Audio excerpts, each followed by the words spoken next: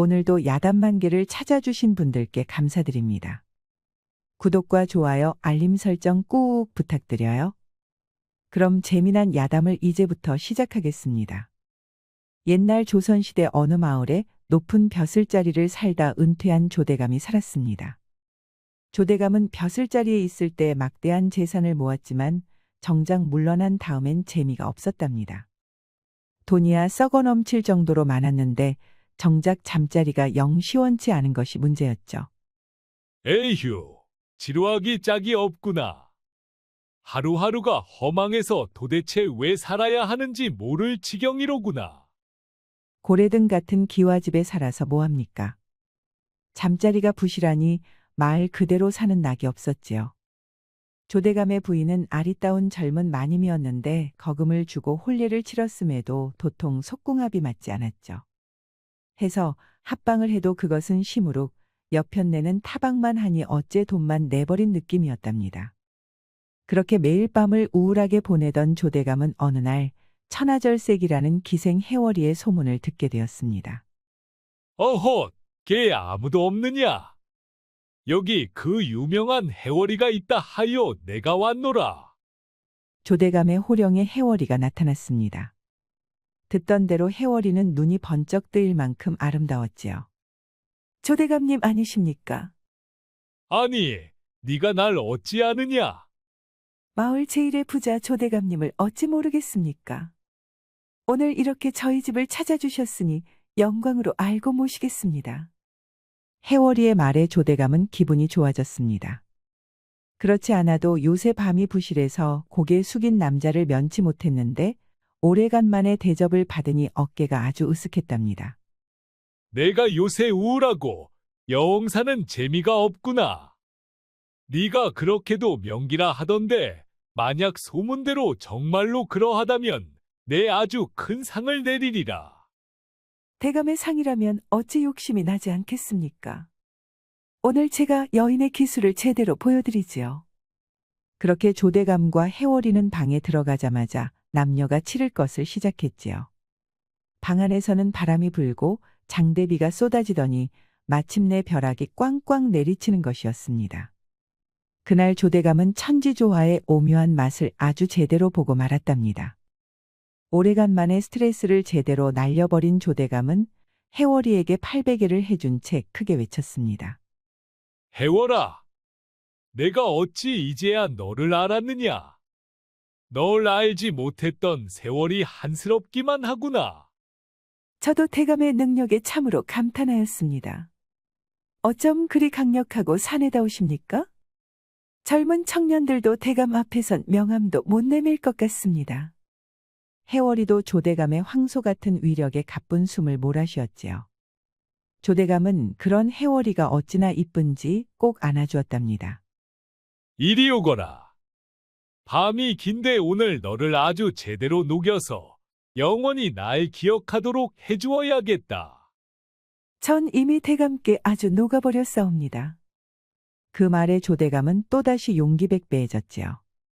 둘은 밤새도록 적극적으로 부딪혔고 방 안에 구들장이 내려앉도록 쿵쿵쿵 떡방아를 지었답니다. 별도 달도 부끄러웠는지 그날 밤은 아주 깜깜했지요. 그렇게 날이 밝자 조대감은 아무래도 해월이를 두고 가고 싶지가 않았답니다. 이렇게 좋은데 자기 빼고 그 어떤 사내도 더 이상 해월이를 보지 않았으면 했지요. 해월아, 내가 아무래도 상사병에 걸린 것 같구나. 이제 네가 없으면 도저히 못 살 것 같다. 무슨 그런 말씀을 하십니까? 이렇게 밤이 외로운 날에는 한 번씩 오셔서 저랑 술 한잔 하시면 되지요. 아니다. 네가 나 말고 다른 사내와 정분이라도 나면 어떡하느냐. 난 그 꼴을 보고는 못 산다. 그러니 해월아, 내가 널 기적에서 빼줄 테니 우리 집으로 오거라. 해월이는 속으로 쾌재를 불렀지요. 맨날 사람들에게 웃음이나 파는 지금 생활보다 대감집에서 사치스럽게 사는 것이 훨씬 좋지 않겠습니까? 허나 해월이는 덜컥 대감의 제안을 받아들이지 않고 살살 애간장을 태웠답니다. 모르겠사옵니다. 이러다 대감께서 변심이라도 하면 저는 어찌 살겠습니까? 어허, 사나이 한 입으로 두 말 하겠느냐? 여러 소리 말고 냉큼 오거라. 그러면서 조대감은 해월이를 턱 끌어안았답니다. 그러자 해월이는 못 이기는 척 코맹맹이 소리를 내면서 오히려 더 품속으로 파고드는 것이 아니겠습니까? 그 교태에 조대감은 정신이 나갈 지경이었지요. 정 그렇다면 저와 약조를 하시지요. 그렇게 말씀으로만 하지 마시고 절 대감의 첩실로 삼아주겠노라 각서를 써주시면 믿겠습니다. 그거 참 맹랑하구나. 오냐 좋다. 각서 따위 얼마든지 써주마. 애교에 홀랑 넘어간 조대감은 결국 해월이를 첩실로 삼겠다고 각서까지 써주었지요. 조대감은 가마까지 태워서 해월이를 집에 들였답니다. 그리고는 매일 밤 해월이 방으로 가서 다음날 아침까지 신나게 놀아제꼈지요. 조대감은 이제야 살맛이 나는 것 같았습니다. 아무렴. 인생에 이런 맛도 없이 어찌 살겠습니까? 그날 이후로 조대감은 매일같이 입이 귀에 걸린 채 사는 것이었지요. 그러나 조대감 댁에는 우울한 사람도 있었답니다. 조대감이 첩실에 빠지면서 졸지에 독수 공방을 하게 된 젊은 마님이었죠. 속궁합이 안 맞아도 서방이라고 이제나 저제나 매일 밤마다 기다렸건만 대감은 해월이 방문이 닳도록 드나들면서도 마님은 거들떠 보지도 않는 것이었죠. 내 신세가 과부랑 다르게 뭔가. 서방 하나 잘못 만나서 도대체 이게 무슨 꼴이람. 매일 밤 허벅지를 바늘로 찔러보았지만 어디 그게 도움이나 됩니까? 외로움은 늘어만 가고 허탈함은 긴긴 밤 동안 이어졌지요. 그러다 보니 늘어나는 것은 술뿐이었답니다.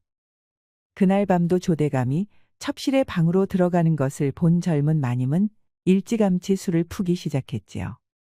어디서 굴러먹다 온 여우 같은 것한테 서방을 뺏기다니. 아이고 박복한 내 팔자야. 40도 안 되어 청산과부 신세라니. 원통에서 어찌한단 말인가. 혼자서 부어라 마셔라 떡이 되도록 취한 마님은 갑자기 소피가 마려워졌지요. 그래서 슬그머니 장지문을 열고 나가는데 저쪽에 무언가가 보이는 것이 아니겠습니까? 자세히 들여다보니 아니 이게 무슨 일이랍니까? 집안 머슴인 장세가 몰래 첩실의 방안을 두리번거리고 있는 것이 아니겠습니까? 아마도 조대감과 해월이의 수작질을 엿보는 것 같았지요. 아니 무슨 사람이 저리도 예쁘다냐? 저건 필시 사람이 아니라 구미호가 분명할 것이오. 떡대가 큰 장세는 잘 가려지지도 않는 기둥 뒤에 숨은 채 정신없이 첩부인의 방을 훔쳐보았지요. 그 모습이 마님에게 딱 들킨 것이었습니다. 마님은 처음엔 사람들을 불러 장세를 벌하려고 했지요. 그런데 갑자기 머릿속에 팍 하고 묘안이 떠오르는 것이 아니겠습니까? 옳거니. 잘하면 재미도 보고 저 보기 싫은 첩실도 아주 보내버릴 수 있겠구나. 무릎을 탁 친 마님은 단숨에 달려가 장세의 뒷덜미를 붙잡았지요. 불시에 기습을 당한 장세는 꼼짝도 못하고 얼어버렸답니다. 이놈 장세야. 감히 누구 방안을 훔쳐보는 것이냐. 아이고, 마님, 죽을 죄를 졌습니다요. 제발 한 번만 용서해 주십시오. 어허, 그놈의 목소리를 죽이거라. 조용히 날 따라오면 내 놈의 그 목숨을 살릴 방도를 가르쳐 주도록 하마. 어쩌겠습니까? 생사여탈이 젊은 마님 손에 달렸는데 장세는 자기의 가슴까지 밖에 안 오는 마님에게 붙잡혀 안방으로 끌려 들어갔답니다. 장세야, 네가 하는 짓 다 보았느니라. 아이고, 대감님이 아셨다간 전 죽은 목숨입니다요. 제발 모른 척 해주시면 안 되겠습니까요? 어허, 종놈이 주인방을 함부로 엿보고도 무사할 성 싶으냐. 허나 내 입을 다물게 할 방법이 하나 있으니 너무 긴장하지 말거라. 그러면서 마님은 장세에게 일단 긴장을 풀라며 술을 계속 권하는 것이었죠. 겁도 났고 긴장도 했던 장세는 마님이 주는 술을 처음에는 거절했지만 결국 주는 잠마다 꿀떡꿀떡 잘도 받아 마셨답니다. 그러다 보니 어느새 코가 삐뚤어지도록 취하고 말았지요. 술에 취한 장세는 평소보다 간댕이가 커지고 말도 많아졌답니다. 마님은 속으로 옳다구나 했지요. 그래, 겁도 없이 첫 부인의 방을 엿보니 어떠하더냐. 솔직히 말해보거라. 망설이던 장쇠가 입을 열었지요. 네, 마님. 그것이 첩부인 마님이 너무 고와서 사람인지 여우인지 잘 모르겠더라고요. 그래서 진짜로 사람인지 의심스러워서 보고 있었습니다요. 그 말에 마님 가슴 속에 또다시 천불이 났지요. 마님도 참으로 아리따웠지만 첩실로 들어온 해와는 얼굴로 여기까지 올라온 천하절색이었으니까요. 집안 머슴들까지 홀려대는 해와가 새삼 너무도 원망스러웠지요. 흥, 그래봤자 사내에게 꼼짝 못하는 것이 여인 아니겠느냐. 네가 힘 좀 쓰면 그 여우년을 어떻게 해볼 방도가 없는 것도 아니다. 참말입니까요? 제가 첩부인 마님과 그렇고 그런 일을 할 수 있다 이 말입니까요? 그렇다마다. 자, 내 말을 어서 들어보거라. 잘하면 네 놈은 큰 재산에다 꿈 같은 경험까지 해볼 수 있느니라. 네? 그것이 무엇입니까요? 말씀만 하시면 제가 반드시 해내겠습니다요. 그 말이 무섭게 장쇠는 뭐에 떠다 밀렸는지 벌렁 낮아빠진 게 아니겠습니까? 바로 마님이 떠밀었던 것이죠. 그리고는 장쇠가 정신을 차리기도 전에 그대로 올라타는 게 아니겠습니까? 진정한 사내가 아니라면 이 방법은 어림도 없지. 그러니 일단 네 놈 솜씨를 봐야 내가 말을 해줄 수 있을 것 같구나.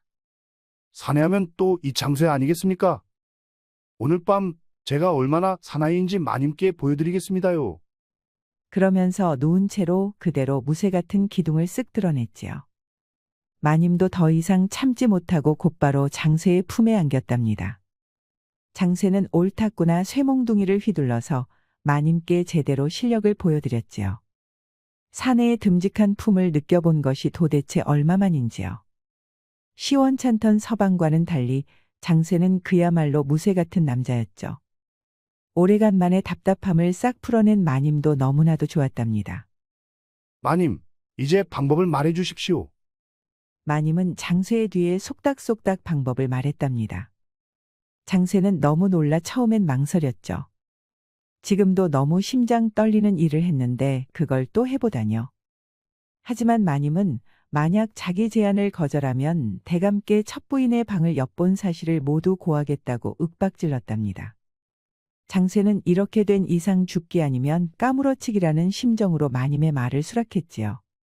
그리고 구미호처럼 아름다운 첩부인이 탐나기도 하였기에 마침내 고개를 끄덕였답니다. 며칠 후 젊은 마님은 남편 조대감에게 갔습니다. 대감, 이웃마을 최대감이 좋은 술을 구했으니 좀 보자고 합디다. 최대감 이 친구가 또 술을 구했나 보군. 알겠소. 신이 난 조대감은 불이 나게 최대감에게 향했지요. 허나 사실 이건 모두 젊은 마님의 소행이었습니다.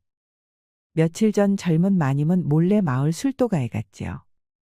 그리고는 꿍쳐놨던 돈을 풀어 아주 고급진 술을 왕창 사들였습니다. 이걸 몽땅 최대감께 보내라고쇼? 아니 갑자기 무슨 연유로 그러시는 겁니까요? 아, 글쎄 여러 말 말고 보내라면 보내게. 이렇게 좋은 술을 묻지도 따지지도 말고 보내시라니. 뭐 어쨌든 알겠습니다요. 최대감은 술을 좋아하기로는 둘째가라면 서러워하는 양반이었지요. 갑자기 영문 모를 술이 잔뜩 오니 최대감은 입이 함지박만큼 벌어졌답니다. 술이 있으니 술친구도 필요하겠지요. 최대감은 평소 알고 지내던 대감들에게 한잔하자고 기별을 보냈지요. 물론 개 중에는 놀기 좋아하는 것으로 둘째가라면 서러울 조대감도 있었답니다. 장세야, 냉큼 준비하거라. 최대감 댁에 가봐야겠다. 아이고, 지는 아까 밭일하다가 허리를 다쳐서 움직일 수가 없습니다요. 춘식이를 불러 다녀오시면 될 것 같습니다요. 하여간 칠칠 맞기는 알겠다. 조대감은 춘식이와 최대감 댁으로 갔습니다. 산등성이를 넘는 길이었기에 시간이 꽤 걸릴 터였지요. 그렇게 조대감이 떠나자 마님은 거하게 술상을 차렸답니다. 그리고는 첩실인 해월이의 방으로 향했답니다. 자네가 이 집에 온 게 꽤 되었거늘 우리 같이 술 한잔 하지 않았던 것 같네. 송구합니다. 이렇게 형님께서 절 먼저 찾아주시니 감사할 따름입니다. 뭘 그런 걸 가지고. 오늘은 내가 솜씨를 좀 부려봤으니 사양 말고 드시게. 마님은 해월이와 주거니 받거니 술잔을 기울였지요. 해월이도 긴장을 풀고는 젊은 마님이 주는 잔을 영거부 받아 마셨답니다. 사실 마님은 알게 모르게 자기는 조금만 마시면서 해월이에게만 술을 잔뜩 먹였지요. 그렇게 시간이 좀 흐르니 해월이는 완전히 고주망태가 되어 뻗어버리고 말았답니다. 득이만만한 웃음을 지은 마님은 이 틈에 장세를 불렀지요. 문 바깥에 대기하고 있던 장세는 마님의 부름에 냉큼 방 안으로 들어왔습니다. 젊은 마님은 장세에게 눈짓을 하고는 그대로 방을 나섰지요. 장세는 곧바로 일을 시작했습니다. 목숨을 걸고 하는 일이라서 그런지 너무나도 황홀하고 짜릿했답니다. 아니, 도대체 누구요? 뭔가 이상했는지 해월이는 비틀비틀 정신을 차렸지요. 그래봤자 뭐합니까? 장세는 멈추지 않았지요. 마님, 저 장세입니다요. 마님을 사모하는 제 마음을 받아주시오. 해월이는 밀어내려고 했지만 장세의 쇳덩이 같은 힘을 당해낼 순 없었지요. 거기다 맨날 나이든 조대감만 상대하다가 간만에 팔팔한 사내를 만나니 도무지 정신을 차릴 수가 없었습니다. 앙탈을 부리던 해월이는 결국 본인도 은근히 즐기고 말았지요. 장세는 사실 마님이 시키는 대로 하는 수밖에 없는 처지라 마지못해 시작했답니다. 헌데 한번 시작하고 나니 그야말로 천국에 온 기분이었습니다. 말이야 바른 말이지 꿈에도 그리던 첩부인 마님과 함께 즐거움을 누리다니요. 머슴 인생에서 이런 행운이 언제 또 오겠습니까? 해서 마님과의 약조까지 까맣게 잊고 정신없이 힘을 썼습니다. 마님은 애가 탔습니다. 벌써 조대감이 돌아올 때가 되었는데 이놈의 장세는 나올 기미가 보이지 않았지요. 이러다간 금방이라도 조대감이 들이닥치면 장세 이놈은 물론이고 마님도 경을 칠 노릇이었죠. 대충 해월이의 약점이나 잡아두려고 했는데 일이 너무 커져버린 것입니다. 그렇게 마님이 안절부절하고 있는데 때마침 조대감이 돌아오는 것이었습니다. 마님은 정신이 아득해졌죠. 하지만 눈을 질끈 감고 머리를 굴리니 또다시 나쁜 꾀가 딱 떠오르는 것이었습니다. 해서 오히려 조대감에게 뛰어가서 아양을 떨며 팔짱을 꼈지요. 한편 장세는 해월이를 꽉 붙들고 또 한 번 힘을 써보려고 했지요. 얼른 첩부인에게 올라타서 다시 한번 움직이려는데 아니 이게 뭔 일이랍니까? 갑자기 밖이 환해지면서 장지문 안으로 조대감이 쑥 들어오는 것이 아니겠습니까? 아니 이게 못들 하는 짓이야. 서방이 잠시 비웠다고 감히 머슴놈이랑 놀아나고 있는 게야. 아니 대감 그게 아니라 대감, 참으로 고얀 것들입니다. 볼 것 없이 큰 벌을 내려 다스리시지요. 해월이는 억울함에 변명을 해보려고 했지만 조대감은 펄펄 뛰며 화를 냈지요. 거기다 옆에서 젊은 마님까지 부추기니 어디 해월이의 말을 들어줄 리가 없었습니다. 그제야 해월이는 이게 다 젊은 마님의 꾀였다는 것을 알았답니다. 여봐라, 걔 아무도 없느냐? 이 부정한 것들을 잡아다 멍석말이를 하거라. 그리하여 해월이와 장세는 멍석말이를 당했지요. 떡이 되도록 얻어맞은 장세는 마을 바깥에 버려졌고 해월이도 대감 집에서 쫓겨나 다시 돌아갈 수 없게 되었답니다. 화난 대감 앞에선 각서고 뭐고 소용이 없었죠. 조대감은 해월이를 첩으로 삼는다는 각서를 박박 찢어버렸지요. 차라리 잘 되었어. 어딜 감히 내 자리를 넘보는 것이야. 아주 뜨거운 맛을 단단히 보았으니 이제는 좀 알렸다. 지켜보던 마님은 처음엔 좀 당황했지만 쾌재를 불렀답니다. 이용당한 장세가 좀 불쌍하긴 하지만 저 얄미운 첩부인 해월이를 다시는 안 보게 되었으니 그 정도면 싼값이었지요.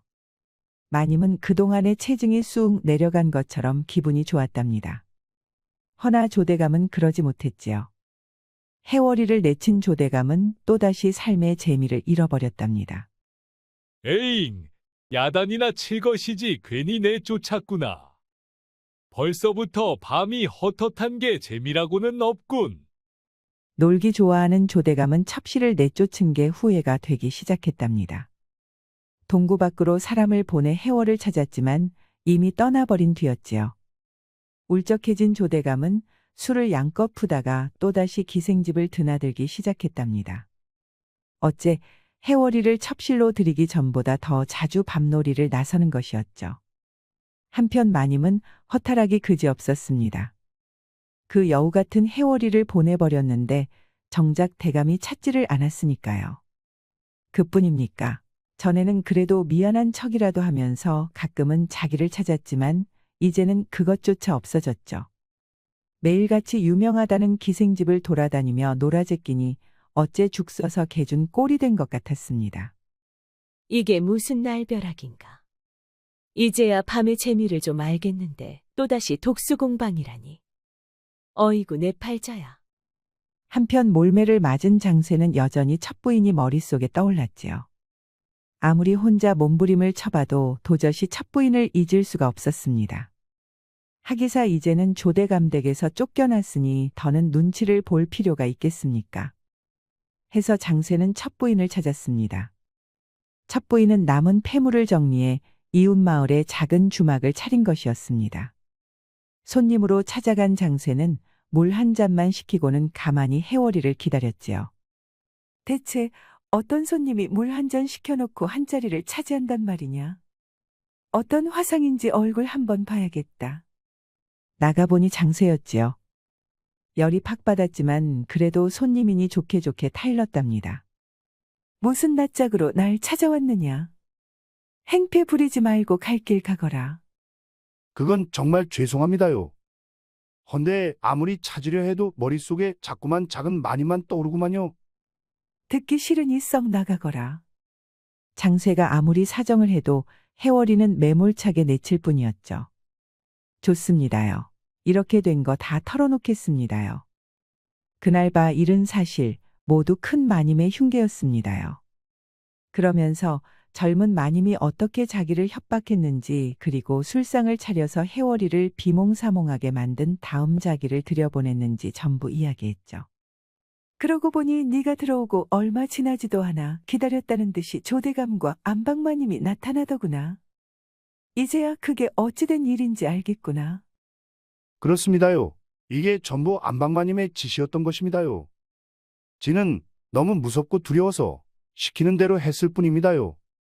이제야 모든 사실을 알게 된 해월이는 가슴속에 천불이 났습니다. 도저히 이걸 갚아주지 않고서는 살 수가 없을 것 같았지요. 해서 해월은 어찌해야 안방마님에게 한 방 먹여줄지 궁리를 하기 시작했답니다. 장세도 함께였고요. 한참을 머리를 맞대고 고민하던 둘은 마침내 무릎을 탁 쳤답니다. 며칠 후 조대감의 방에 웬 투서가 날아왔지요. 대감이 가만히 뜯어보니 이게 해월이가 보낸 것이었습니다. 뭐시, 해월이 그것이 날 잊지 못하다 이건가? 으아타탓, 그것이 하여간 사내 보는 눈은 있어가지고. 자신을 다시 받아주지 않아도 좋으니 물레방앗간에서 꼭 한번 만나 뵙고 싶다는 것이었죠.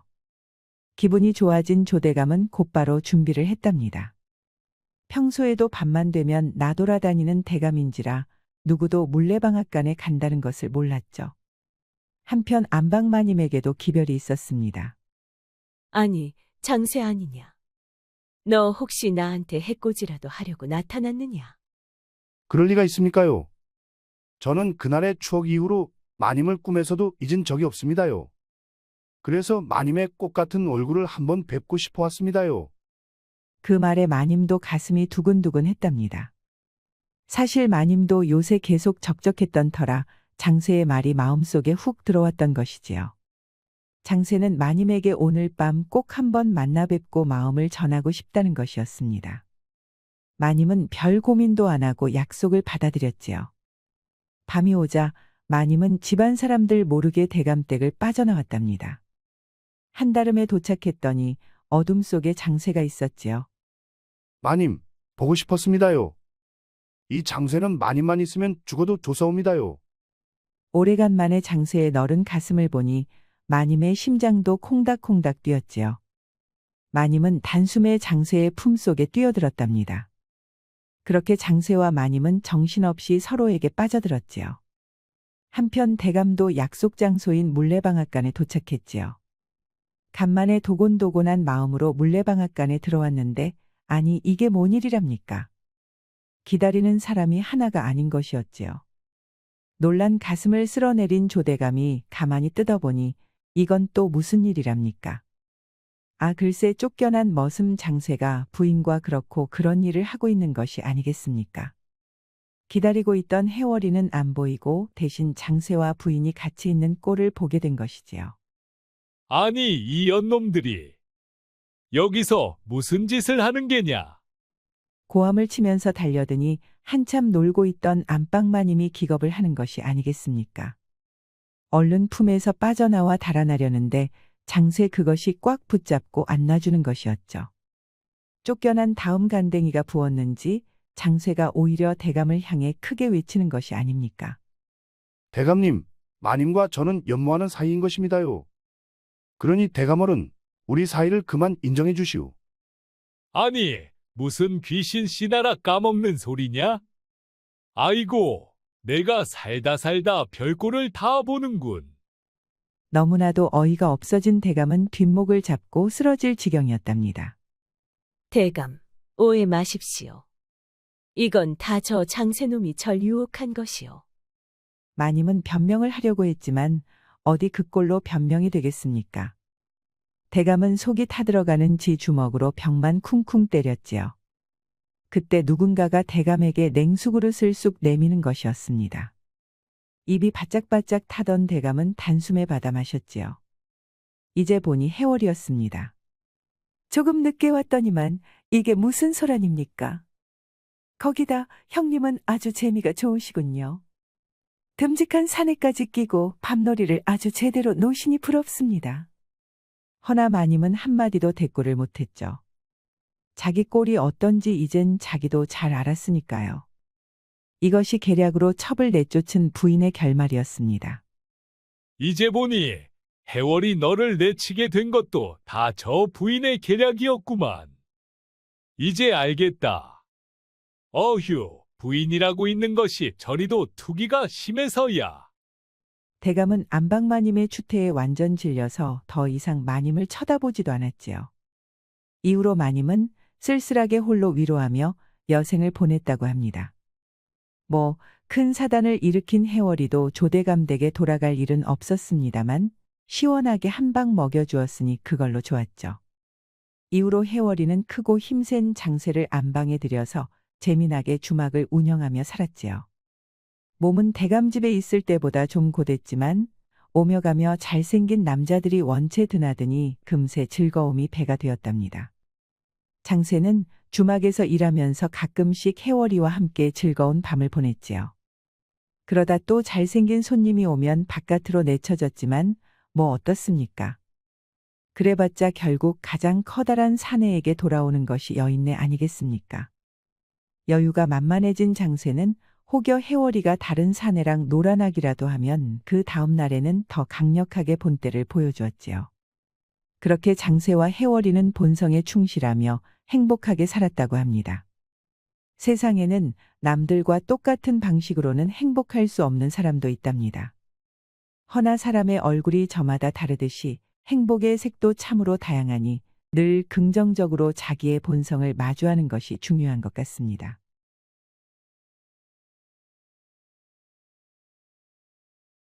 옛날 조선시대 전라도 남원에는 송씨 성을 가진 큰 부자가 있었지요.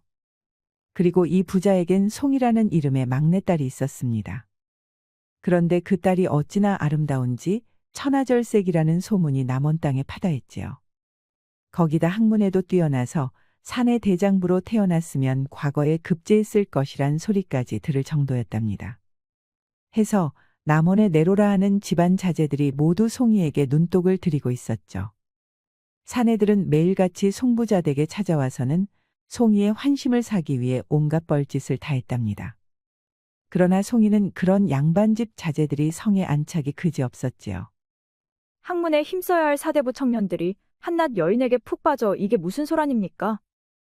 어서 돌아들 가시지요. 송이는 집 앞에 구름처럼 몰려든 양반 자제들을 때로는 달래고 때로는 얼러서 돌려보내곤 했답니다. 말이야 바른 말이지요. 어찌 사내들이 여인에게 아양을 떨러 몰려온답니까? 그것도 높은 집안 자제식이나 되어서요. 당당하고 고상한 남자를 원하는 송이에겐 다들 쭉정이처럼 보일 뿐이었지요. 헌데 뱀 같은 눈빛의 선비 하나가 유난히 송이에게 집착하고 있었습니다. 전라도에서 막강한 권세를 자랑하는 나주 목사 좋은 대감의 외동아들 조일생이라는 자였습니다. 이 전라도 땅이 넓다 해도 나만한 사내를 어디 가서 찾겠나? 그러니 송이 낭자, 그만 고집 부리고 나와 혼례를 치르도록 하게. 그러는 편이 낭자에게도 좋고 낭자의 아버님께도 좋을 것이니. 사실 조일생은 어려서부터 학문에 능해 전라도 제1의 길이나라는 별명이 있었답니다. 거기다 그의 부친 조대감은 날아다니는 새도 떨어뜨릴 권세가 있는지라 송이의 아버지 송부자조차 조일생을 함부로 대할 수가 없었습니다. 해서 조일생이 대문 앞에 나타나기라도 하면 집안 전체가 비상이 걸렸지요. 그러나 송이는 조일생에게 시집갈 마음이 요만큼도 없었습니다. 집안 하인들에게 함부로 대하고 심지어 아버지 송부자에게도 막말을 일삼는 등 거만하기가 하늘을 찔렀으니까요. 조선비님, 원숭이가 나무에서 떨어진다는 말이 있지요. 저희 집만 드나드시면서 도대체 언제 글 공부를 하실 생각입니까? 그렇게 총명함만 믿고 공부를 등한시하다간 과거 급제는 어림도 없을 것 같군요. 그하하하, 송 낭자가 내 걱정을 다 하는군. 기분이 좋구나. 허나 걱정할 필요 없네. 이 조일생보다 뛰어난 실력이 있는 선비는 조선 팔도에 아마 없을 테니까. 조일생은 올해 안으로 장원 급제를 하겠다며 아주 호언장담을 했지요. 그러면서 자기가 장원 급제하면 송이를 반드시 신부로 맞이하겠다고 엄포를 놓는 것이었습니다. 얻고 싶은 것이 있으면 언제나 자기 마음대로 취했던 조일생은 이번에도 어김없이 송이를 꼭 가져야겠다는 생각이었으니까요. 조선비님께서 장원에 급제하면 그때는 생각을 달리할 수도 있겠지요. 그하하하, 벌써부터 그날이 기다려지는군. 두고 보아라. 내 반드시 장원이 되어 송 낭자를 부인으로 맞이할 것이니 그때는 그대를 남편에게 설설기는 순종적인 여인으로 만들어줄 것이다. 그러면서 뱀 같은 눈초리로 송이를 위아래로 훑어보는 것이었습니다. 송이는 그 징그러운 눈빛에 소름이 쫙 끼쳤지요. 그러던 어느 날이었습니다. 하루는 송이가 몸종 향수기를 데리고 저잣거리에 나왔을 때였지요. 온갖 행상인들이 좌판을 펼치고 이런저런 물건을 팔고 있는데 구석탱이에 송이의 눈을 끄는 사람이 있었습니다. 웬 청년 선비가 좌판에 책을 쌓아두고 팔고 있는 것이 아니겠습니까? 책 사시오. 이 세상에서 도통 쓸모라고는 하나 없는 이놈의 책을 사시오. 이렇게 선비는 아주 괴상한 말을 하며 서책을 파는 것이었습니다. 사실 송이는 웬만한 선비 이상으로 학식이 깊은 처녀였죠. 해서 책을 비하하는 말이 참으로 거슬리는 것이었습니다. 때문에 그 연유라도 알고 싶다는 생각에 저절로 발길이 그쪽으로 향했지요. 이보시오. 보아하니 양반 출신인 것 같은데 어찌 그리 책을 험담하십니까? 책이 도대체 무슨 짓을 했길래 그렇게 험한 말씀을 하는지 연유나 좀 압시다. 내가 뭐 틀린 말 했소. 이놈의 책, 아무리 들여다보아도 쌀이 나오길 하오. 밥이 나오길 하오. 허구한 날, 시간만 잡아먹을 뿐 삶의 보탬이라곤 도무지 되지 않소이다. 그건 선비님이 책을 덜 읽어서 그런 것 아니겠소. 외람되지만 배움이 얕아 그러시는 것 같습니다. 정녕 그렇게 생각한다면 이 책의 내용에서 아무거나 말해보시오. 내 능히 대답할 터이니. 청년이 팔고 있는 책은 아주 어려운 유교 경전이었죠. 허나 송이는 잘 알고 있는 내용이었답니다. 해서 송이는 주자학 심성론의 난해한 이론을 하나하나 질문해 보았지요. 이것들은 웬만한 선비들조차 답변하기 어려운 대목이었습니다. 아니 그런데 이게 무슨 일이랍니까? 선비는 송이의 질문에 막힘없이 술술 답변하는 것이 아니겠습니까? 그 내용이 심오하여 송이조차 깜짝 놀랄 정도였죠. 놀랐습니다. 이렇게 학식이 높으신 분이 어찌하여 책을 경멸하십니까? 이유는 알거 없어. 이제 만족했으면 책을 살 거요, 말 거요? 그러고 보니 선비의 행색은 꽤 죄죄한 것이 제대로 음식도 못 먹어본 사람 같았지요. 그래도 눈빛이 형형하고 이목구비가 단정한 것이 고고한 기품이 있었습니다. 자꾸만 선비의 정체가 궁금해진 송이는 웃돈을 주고 서책들을 모두 사들였지요. 고맙소. 이거면 당분간 끼니 걱정은 안 해도 되겠구려. 그나저나 책값으로 너무 많이 주신 것 아니시오? 아닙니다. 선비님의 학식에 감동하여 돈을 얹어드린 것이니 괴념치 마십시오. 그렇소? 그러면 주신 돈은 잘 쓰겠소이다. 잠깐만요. 선비님. 가시기 전에 이름이나 좀 알고 싶습니다. 뭐 그거야 별거 아니지. 나는 심재학이라고 하오. 그럼 이만. 제약은 송이의 이름조차 듣지 않고 그대로 떠나버리는 것이었습니다. 그야말로 떠다니는 구름처럼 달관한 태도였지요. 심지어 아리따운 송이의 미색에도 조금도 흔들리는 기색이 없었지요. 그래서 그런지 송이는 저 심재학이 자기가 지금까지 봐온 사내들과는 전혀 다른 느낌이 들었답니다. 이부자리에 누운 뒤에도 제학의 얼굴이 아른거렸습니다. 그렇게 높은 학식을 지니고도 책을 등한시하는 어딘가 이상한 사람. 기품과 예의를 갖추었으나 어딘가 자유로운 성품. 하여간 제학의 모습이 자꾸만 떠오르는 것이었죠. 그리하여 송이는 간밤을 뜬 눈으로 지새야 했답니다. 그 뒤로도 송이는 자주 저잣거리에 나갔답니다. 혹시라도 제학을 다시 볼 수 있을까 하는 생각에서였지요. 그렇게 며칠이 지나니 마침 제학이 저잣거리에 있는 것이었습니다. 제학을 알아본 송이는 가슴이 콩닥콩닥 뛰었답니다. 왠지 얼굴이 빨개진 것 같아 애써 소매자락으로 가려야 했지요. 낭자 또 보는 구려. 그러게나 말입니다. 그런데 제약 선비님, 이번에는 뭘 파시는 겁니까? 아, 이거 말이요. 이건 내가 쓰던 문방사오요. 별 필요도 없는 물건이라 가지고 나왔다오. 아니 이건 또 무슨 소리랍니까? 문방사오가 별 필요도 없는 물건이라니요. 종이, 붓, 벼루, 먹은 선비의 필수품 같은 물건 아닙니까? 그걸 지금 팔아버리겠다니 제약의 말에 송이는 정신이 혼미해질 지경이었지요. 도대체 선비님은 학문의 원수라도 지셨습니까? 선비의 버신 문방사오를 팔겠다니 이 무슨 귀신 씨나라 까먹는 소리입니까? 이제 보니 낭자는 참으로 입이 걸치구려. 거 참 좋은 집따님 같은데 말본세에 신경을 좀 쓰셔야겠소. 송이는 정말 어이가 없었습니다. 며칠 전에도 그랬지만 제약은 송이의 속을 뒤집어 놓는 재능이 있는 것 같았지요. 기껏 두근거리는 마음으로 만나러 왔더니만 이 무슨 기행이랍니까? 지금 제 말투가 문제가 아닙니다. 문방사오가 없으면 글을 못 쓰는데 어찌 필요 없다 하겠습니까? 낭자가 하나만 알고 둘은 모르는 구려.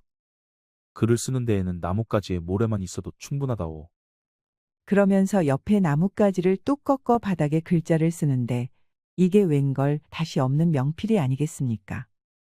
글씨 한 획 한 획에 힘이 넘치고 문체가 호방하여 금세라도 글씨가 살아 움직일 것만 같았지요. 감탄을 하며 보고 있던 송이는 얼른 정신을 차렸습니다. 제가 제약 선비님의 문방사오를 전부 사겠습니다. 고맙소. 또 신세를 지는 구려. 단, 제가 사드린 문방사오는 계속 선비님이 써주셨으면 합니다. 이 좋은 글씨는 꼭 종이 위에 쓰는 것이 마땅하니까요. 거참 성미가 괴팍하기도 하시오. 팔아치운 물건을 계속 가지고 있으라니. 괴팍한 것은 제약님이시지요. 그 대신 제게 글씨 한 점을 주시면 좋겠습니다. 그거야 어렵지 않소이다. 그런데 낭자의 이름이? 이제야 모르시는군요. 송이라고 합니다. 제약 선비는 붓에 먹을 흠뻑 적셔서는 화용월태 송낭이라고 6글자를 적어 주었답니다. 화용월태란 꽃과 달처럼 아름답다는 말이었지요. 송낭이란 송이 낭자를 뜻했고요. 이렇듯 송이는 제약이 서예를 통해 미모를 칭찬하자 기분이 좋아졌답니다. 다른 선비들의 방정맞은 아첨과는 달리 어딘가 멋스럽고 장난스런 맛이 있었거든요. 참으로 명필이시군요. 이 글자는 잘 간직하도록 하겠습니다. 마음대로 하시오. 그런데 어디가 아픈 것이오? 얼굴이 점점 붉어지시는 것 같소. 글자를 건넬 때 손가락 끝이 닿았는데 그게 또 송이의 마음을 뒤흔들어 놓았지요. 그리하여 송이는 달아오른 얼굴을 숨길세라 글자를 받들세라 정신이 없었답니다. 별거 아닙니다. 잠시 체기가 있어 답답했나 봅니다. 괴념치 마시지요. 그렇소? 송이 낭자가 그렇다면 그런 것이겠지. 그나저나 서십인목이라 얼굴을 찌푸리는 모습까지 아름답구려. 그 말에 송이의 심장이 더욱 세차게 뛰는 것이었습니다. 제약도 송이를 처음 보았을 때부터 관심이 있었습니다. 그렇게 두 사람은 서로가 서로에게 끌리고 있었지요. 그리하여 둘은 자연스레 가까워지게 되었답니다. 둘은 시간이 날 때마다 만나서는 시도 짓고 옛 현인들에 대해 토론도 하며 즐거운 시간을 보냈답니다. 송이는 알면 알수록 제약의 학식이 아주 깊다는 것을 알게 되었지요. 거기다 인품까지 훌륭하니 점점 더 제약에게 빠져들고 말았답니다. 선비님, 선비님의 학식이 높고 깊은데 어찌 과거를 보지 않으십니까? 선비님이라면 능히 과거에 급제하실 것입니다. 한참을 주저하던 제약이 어렵사리 입을 열었지요. 그게 사정이 있다오. 이 몸은 사실 과거가 문제가 아니라 송이 낭자와도 만나면 안 되는 신분이오. 제약이 풀어놓은 사정은 이러했습니다. 제약의 할아버지는 전주 목사였던 심원식 대감이었답니다.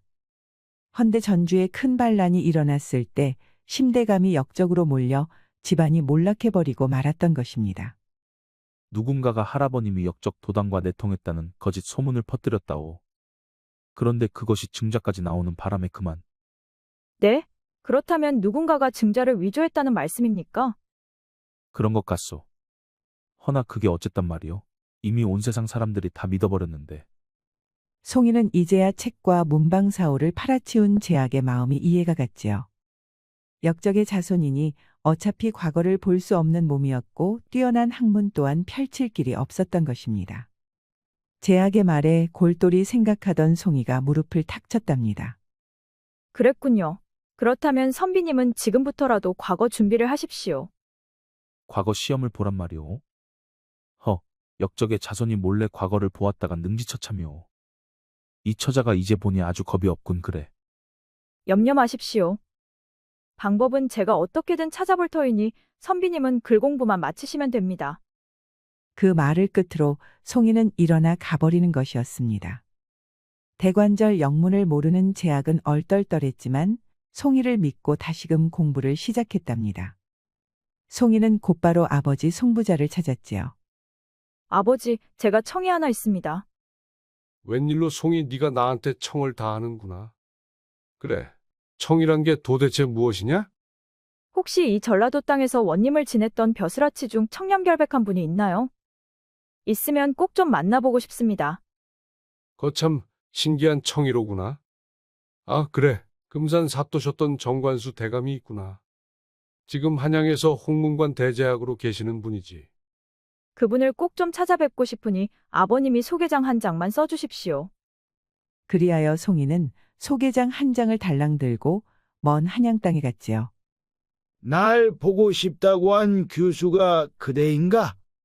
네, 대감. 제가 송이엽니다. 그러면서 송이는 제약에 대한 일을 털어놓았습니다. 제약이 인품이 훌륭하고 학식이 깊으나 역적의 아들이라는 멍해 때문에 과거 시험을 볼 수 없다는 것을 전부 말했지요. 그러면서 정대감에게 부디 제약의 억울함을 헤아려 그의 양부가 되어줄 수 없는지 물었답니다. 낭중지추에 군계일학이라는 말이 있죠. 심선비는 이 말에 충분히 어울리는 분이옵니다. 그렇게까지 말한다면 나도 한번 생각해 봄세. 원래부터 인품이 강직하고 정의롭던 정대감은 그렇지 않아도 심원식 대감의 사건이 억울한 일이라고 생각하고 있었습니다. 그리하여 정대감은 송이의 청을 받들어 제약의 양부가 되기로 했답니다. 허나 역적의 아들을 양자로 삼는 것은 내게도 큰 부담이 되는 일일세. 해서 말인데 제약이 그 녀석은 기필코 과거에 급제를 해야만 하네. 그건 걱정 마십시오. 심선비의 실력은 제가 더 잘 아니까요.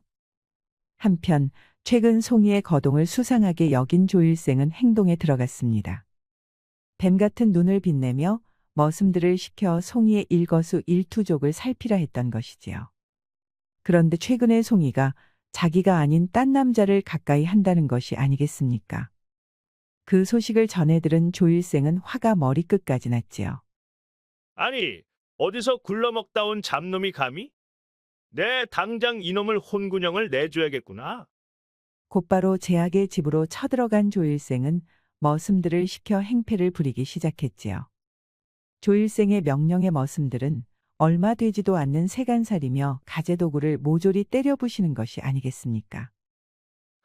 자식 교육을 똑바로 못한 탓이지. 거렁뱅이 주제에 어딜 감히 양갓집 규수를 넘보길 넘봐. 놀란 제약의 홀어머니가 나서서 말렸지만 천하의 악당 조일생이 들을 리가 없었습니다. 아니, 도대체 누구시길래 이리도 행패를 부리는 게요. 그만두시오. 에잉, 비켜라. 나로 말할 것 같으면 나주 목사 좋은 대감의 하나뿐인 아들 조일생이다. 니까 것들이 말 섞어볼 사람이 아니란 말이다. 그렇게 제약의 홀어머니까지 떠밀어버리고 집안을 아주 개박살을 내놓은 것이었습니다. 초가집을 초토화시킨 조일생은 그러고도 분이 풀리지 않는지 씩씩거렸지요. 잘 보았겠지? 앞으로 또 송이와 가까이 하다간 그날이 내 놈의 제삿날일 줄 알거라. 단단히 엄포를 놓은 조일생이 돌아갔지만 제약은 꼼짝도 할 수 없었습니다. 이 전라도 땅에서 나주 목사의 아들에게 어찌 대항을 하겠습니까? 가만히 앉아 분을 사귈 수밖에 없었지요. 그 뒤로 일주일이나 지난 뒤에야 송이가 한양에서 돌아왔답니다.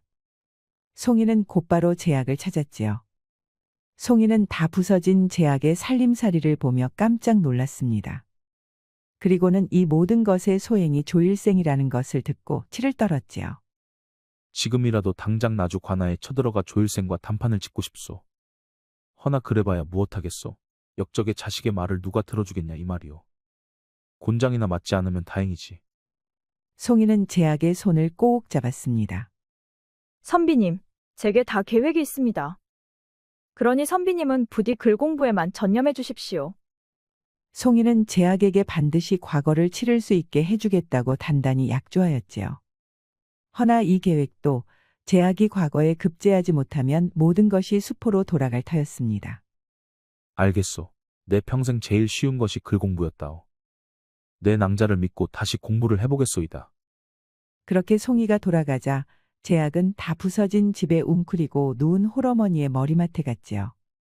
어머니, 소자 어머니를 불행하게 만든 것 같아 송구하기 그지없습니다.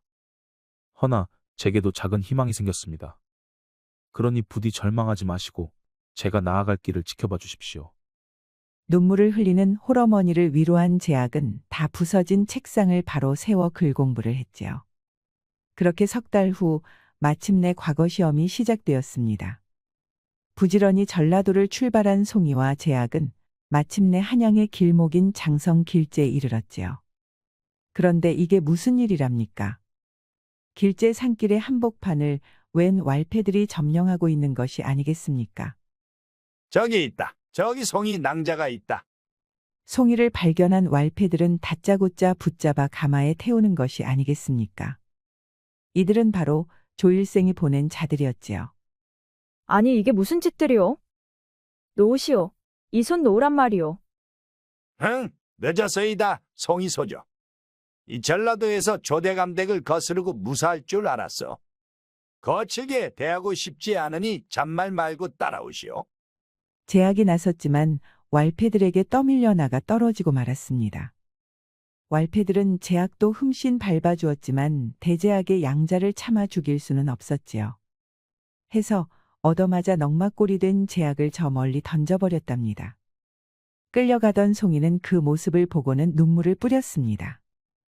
허나 여인의 몸으로 우악스런 왈패들을 뿌리칠 수는 없었지요.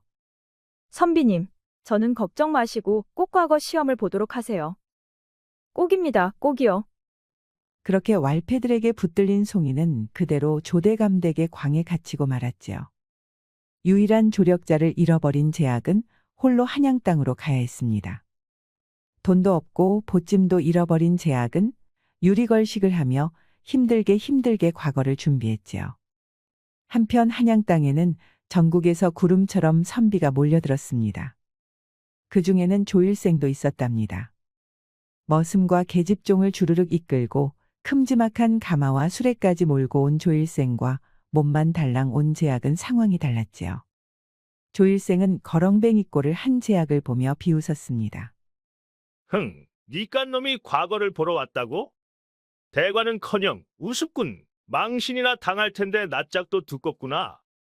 길고 짧은 것은 대봐야 하지 않겠소? 그러니 조선비께서도 너무 김칫국부터 들이키지 마시오. 제약의 대꾸에 조일생은 손발이 파들파들 떨렸지요. 지금이라도 머슴들을 시켜서 멍석마리를 해주고 싶었지만 여기는 전라도가 아니라 한양 땅이었습니다. 아버지 조대감의 힘이 못 미치는 곳이니 자중해야만 했지요. 오냐, 과거가 끝난 후 전라도로 돌아가면 니놈은 죽은 목숨이라는 거 기억해두거라. 단단히 엄포를 놓고 사라지는 것이었습니다. 그러거나 말거나 제약은 마지막으로 공부를 점검했지요. 사실 오래간만에 좋아하는 글 공부를 신나게 한 제약은 죽어도 여한이 없었답니다. 과거 시험이 문제가 아니었죠. 그렇게 과거 시험을 치르고 방이 붙었습니다. 결과가 알려지자 온 한양 땅이 난리가 났지요. 그건 바로 제약이 장원 급제했다는 내용이었으니까요. 조일생은 제약에게 밀려 차석에 머무르고 말았지요. 제약이 어사화를 꽂고 저작거리를 돌자 그야말로 난리가 났습니다. 그 중에서도 가장 기뻐한 사람은 제약의 양부를 맡아준 대제학 정대감이었죠. 그때까지 역적의 아들인 제약이 과거를 볼 수 있도록 사방팔방으로 손을 썼던 정대감은 마침내 한시름 놓게 되었지요. 정대감은 당당히 장원 급제한 제약을 크게 치하하였습니다. 훌륭하구나, 제하가. 이 성취를 본다면 돌아가신 자네 할아버님도 크게 기뻐할 것이야. 감사합니다, 양부님.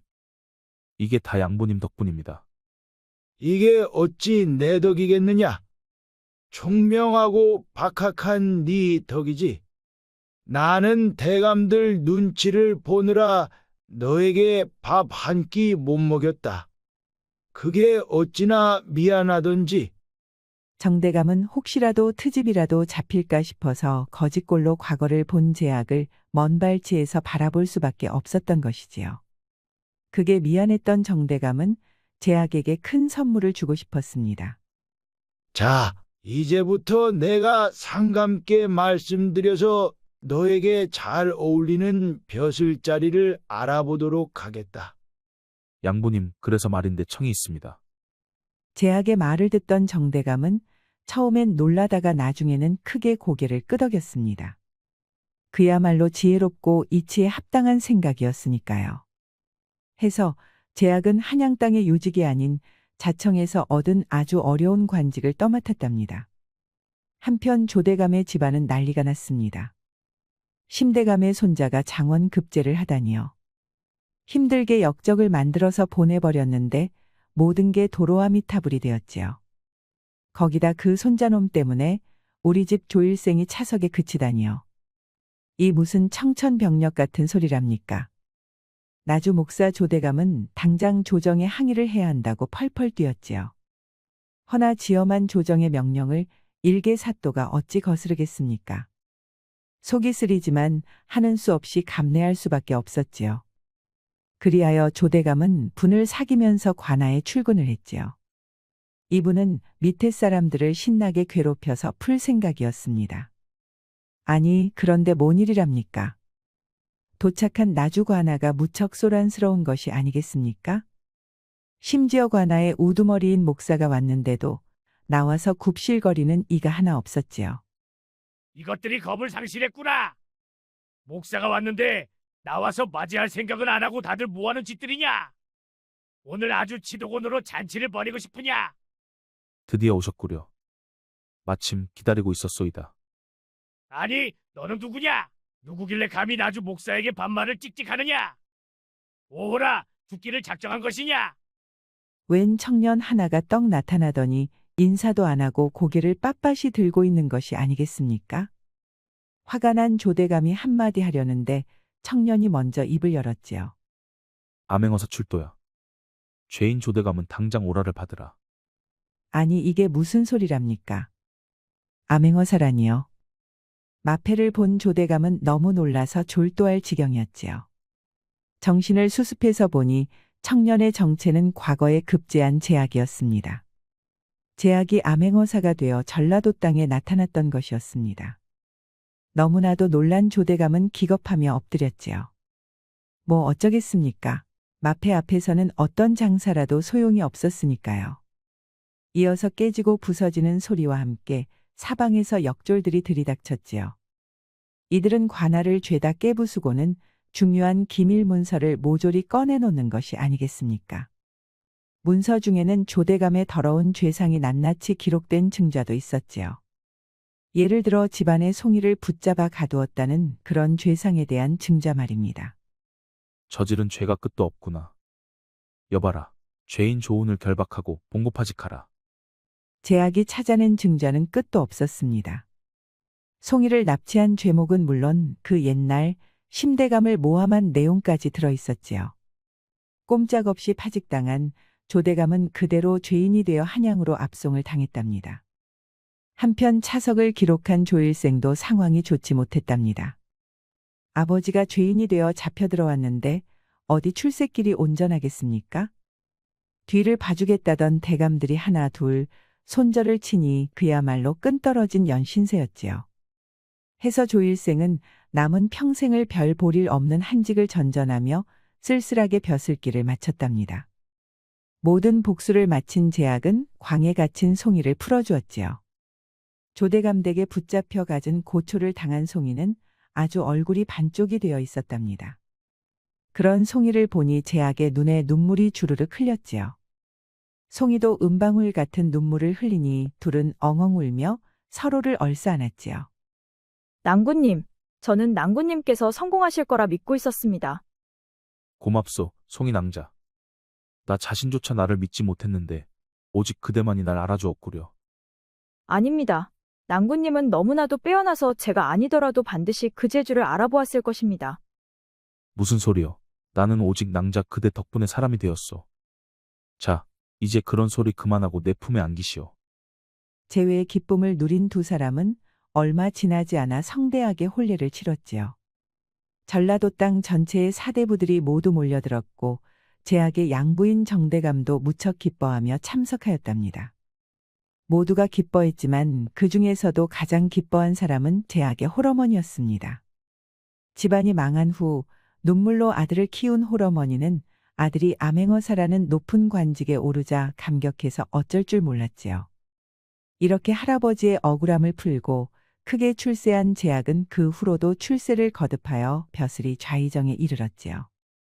송이도 제약의 정경부인이 되어 그 옆을 오랫동안 보필했다고 하니 둘의 금슬이 어땠는지 짐작이 갑니다. 서방님, 만약 그때 제가 책을 사주지 않았다면 어떻게 하셨을까요? 아마 죄다 태워버렸겠지. 그리고 평생 글자라고는 보지 않았을 것이오. 그럼 책을 다시 보게 되어 후회하시나요? 혹시 붓을 다시 잡게 되어 아쉬운 것은 아니지요? 하하하하. 그럴 리가 있겠소. 이리 오시오. 어디 축축한 화선지에 붓질을 해봅시다. 그렇게 제약은 송이를 얼싸안고 오랫동안 붓질을 하였답니다. 단단한 붓이 종이 위를 지날 때마다 송이는 황홀경을 맛보았지요. 그렇게 둘은 오랫동안 기쁨을 나눴고 마침내 하늘의 별을 함께 보았습니다. 그 뒤로도 둘은 아들, 딸 여럿 얻고 오래오래 서로 사랑하며 행복하게 살았다고 하니 그야말로 고생 끝에 행복을 얻었다고 할 수 있겠습니다. 논어에 이르길 천재는 노력하는 사람을 이길 수 없고 노력하는 사람은 즐기는 사람을 이길 수 없다고 했지요. 글 공부를 즐기던 송이는 천재인 제약을 알아보았습니다. 그녀의 뛰어난 안목이 없었다면 과연 제약이 성공할 수 있었을까요? 우리도 이 일화를 교훈 삼아 가깝고 소중한 이들의 재능을 놓치지 않고 북돋아줘야겠습니다.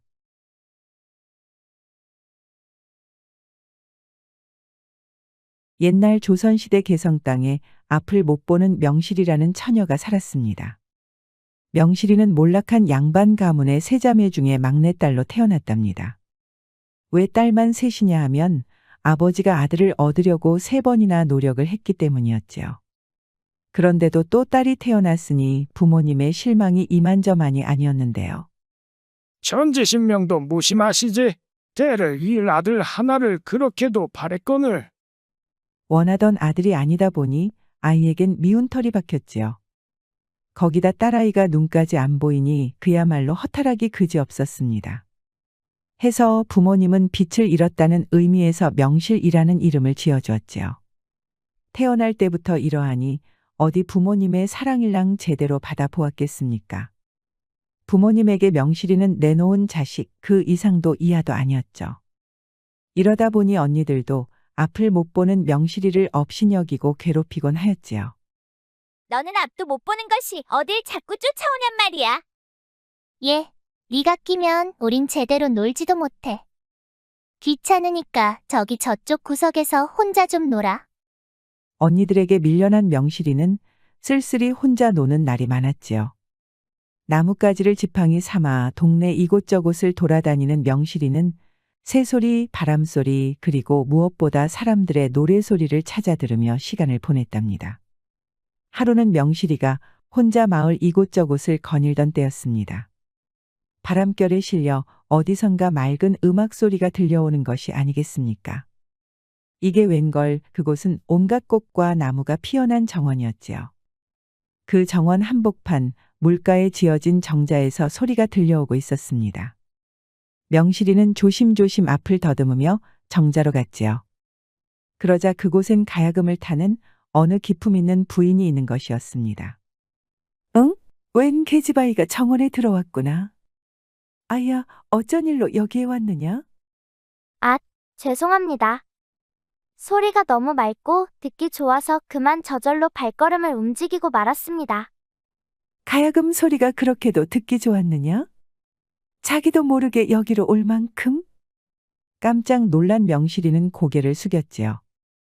헌데 이 부인은 명실이의 대답이 마음에 들었던 것 같았습니다. 하기사 신기한 일이었죠. 아직 음악이 뭔지 가야금 연주가 무엇인지도 모를 꼬마아이가 듣기 좋아서 여기까지 왔다는 것이었으니까요.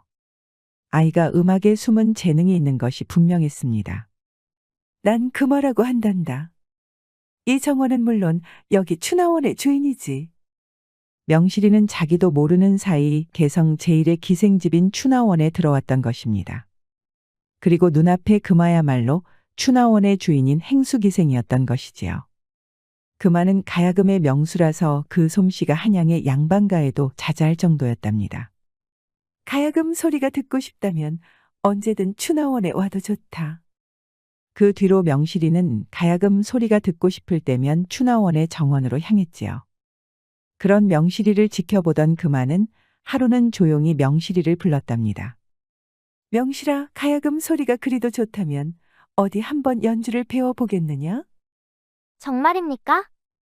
제가 정말로 이 가야금을 배워도 되겠습니까? 그럼 정말이고 말고. 자, 이리 올라와서 한번 가야금을 잡아보려무나. 참말로 꿈만 같습니다. 가야금, 저도 가야금으로 아름다운 연주를 꼭 해보고 싶습니다. 명실이는 행수기생 금화의 가르침을 받아 가야금을 연습했답니다. 아무것도 안 보이는 세상, 허나 가야금 소리에 귀를 기울일 때면 무지개도 피어나고 달과 별도 빛나곤 했지요. 해서 명실이는 가야금이 너무나도 좋았답니다. 그리하여 명실이는 밤낮 없이 가야금 연습에 몰두했죠. 어찌나 열심인지 가르침을 허락한 금화조차 깜짝 놀랄 정도였죠. 그렇게 세월이 흘러 어느덧 명실이가 17세가 되던 해였습니다. 무릇 좋아하는 것을 하면 성취도 빠르다고 했나요? 세상에서 가야금 연주가 젤로 좋은 명실이는 스승 금화 못지않은 뛰어난 가야금 연주자가 되었답니다. 그러다 보니 명실이가 가야금을 연주할 때면 추나원의 기생들이 모두 정자에 둘러앉아 그 소리를 듣곤 했지요. 언니, 그러지 말고 명실이도 기생으로 입적을 해주는 게 어때요? 설마 우리 명실이가 앞을 못 본다고 차별하는 거 아니겠죠? 모르는 소리 말거라. 명실이는 기생이 되기엔 너무 강한 운을 타고났다. 섣불리 기생집에 받아들였다간 명실이는 물론이고 우리도 크게 다칠 운이야. 그만은 온갖 학문에 능통했는데 그 중에는 앞날의 기루나복을 점치는 주역도 있었답니다. 그런 금화의 말이다 보니 다른 기생들은 입을 다물었죠. 그렇게 명실이는 추나원에 다니면서도 기생은 아닌 애매한 위치에 놓여 있었답니다. 그러던 어느 날이었습니다. 오랫동안 병마에 시달리던 아버지가 세상을 뜨고 말았습니다. 언니들은 진작에 다 시집을 가서 이제 집에 남은 사람이라곤 홀어머니와 눈먼 명실이 뿐이었죠. 이게 무슨 꼴이람. 집안에 남자가 없으니 상주 노릇을 여인이 나서서 해야 하는구나. 아이고, 조상님께 부끄러워서 일을 어쩌면 좋노. 시집간 뒤로 친정 일을 나 몰라라 하는 언니들은 아무도 상주 노릇을 하기 싫어했답니다. 언니의 남편인 형부들도 약속이나 한 듯 손사래를 쳤지요. 그리하여 눈먼 명실이가 상주 일을 떠맡았습니다. 삼배로 만든 치마를 입고 삼배 두건을 쓴 명실이는 밤을 새며 조문객들을 맞이했답니다. 그런데 장례식에 반갑지 못한 손님이 나타났지요. 그건 바로 고리대금업자로 유명한 박진사였습니다. 박진사는 조문은 하는 둥 마는 둥 하면서 대뜸 빚을 갚으라고 난리였죠. 명실이 아비가 내게 진 빚이 자그마치 10량이요. 10량을 빌려다 사업을 하겠다 하고 죄다 말아먹었으니 당신네들이 대신 갚아줘야 하지 않겠어? 네? 그 큰 돈을 우리가 어떻게 구합니까? 천부당 만부당한 말씀입니다. 김부당이건 최부당이건 여기 빈문서가 버젓이 있는데 뭘 못 갚아. 안 되겠군. 돈을 못 주겠으면 다른 걸로라도 갚아야지. 돈 대신 집을 가져갈 테니 그리 아시오? 아니 이게 무슨 소리랍니까?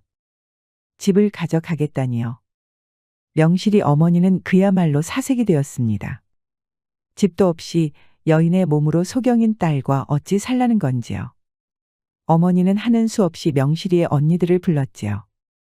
그러나 시집간 언니들은 이 핑계 저 핑계를 대며 도울 수 없다는 것이었지요.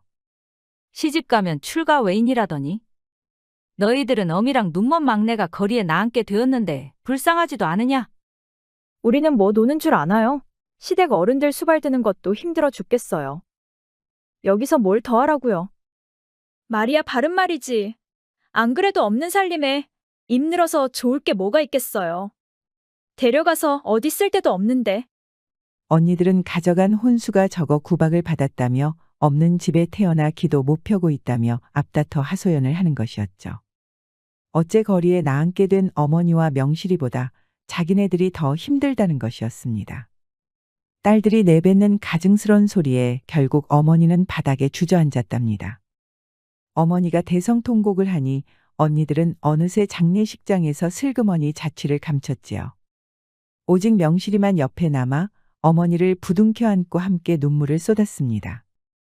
며칠 후 결국 집을 빼앗긴 명실이 모녀는 거리에 나앉고 말았지요. 잠잘 곳을 찾아 개성 저작거리를 떠돌던 둘은 결국 개성 변두리의 벌판에 초막을 짓고 살았답니다.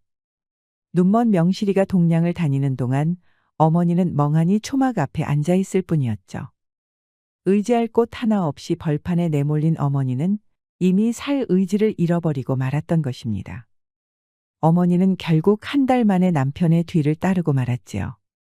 명실이는 숨이 끊어진 어머니의 시신을 끌어안고 울고 또 울었습니다. 자기를 귀여워해주던 부모는 아니었지만 그래도 혈육의 정이란 게 있지 않습니까? 천혜고아가 된 명실이는 울다 지쳐 쓰러져 잠이 들었지요. 명실이는 다시 삼배옷을 입었습니다. 언니들에게도 연락을 했지만 장례식에는 아무도 오지 않았지요. 얻어먹을 게 있어야 나타나는 인종들이다 보니 친엄마 장례식에도 꽁무니를 빼는 것이었습니다. 그리하여 명실이는 혼자서 꿋꿋하게 어머니 장례를 모두 치렀습니다. 그렇게 어머니를 떠나보낸 명실이는 아무도 없는 초막에 홀로 멍하니 앉아 있었지요. 배가 너무나도 고팠지만 이젠 아무래도 좋았습니다. 모진 세상살이 그만 끝내고 싶은 마음뿐이었죠. 죽기 전에 딱 한 번만 더 가야금 소리를 들어보면 좋으련만. 아니 그런데 이게 무슨 일이랍니까? 아무도 없는 벌판 어딘가에서 가야금 소리가 들리는 것이었지요. 천지신명이 명실이의 말을 듣기라도 한 걸까요? 너무나도 놀랍고 신기해서 명실이는 가야금 소리를 따라 무작정 걸었답니다. 그렇게 비틀비틀 한참을 걷던 명실이는 기운이 다해 쓰러지고 말았지요. 이제 정신이 좀 드시오. 가물가물한 의식이 점점 환해지더니 웬 사내의 목소리가 들려오는 것이었죠. 명실이는 화들짝 일어났습니다. 이곳은 대체 어딘가요? 우리 집이라오. 처자가 들판에 쓰러져 있길래 여기로 데려왔어. 사내는 수저를 들어 손수 명자의 입에 미음을 넣어주는 것이었죠. 너무나도 배가 고픈 탓에 명실이는 거절도 못하고 미음을 넙죽넙죽 받아먹었답니다. 그렇게 한 그릇을 다 비우고 나서야 정신이 좀 들었지요. 의원이 다녀가셨다오. 하는 말씀이 너무 굶어서 생긴 일이니 며칠 잘 먹고 푹 쉬면 낫는다고 했어. 아닙니다. 이렇게 구해주시고 미움까지 내주셨는데 더 이상 신세를 질 수야 없지요. 어허, 아직 몸도 낫지 않았는데 어찌 가려 하시오.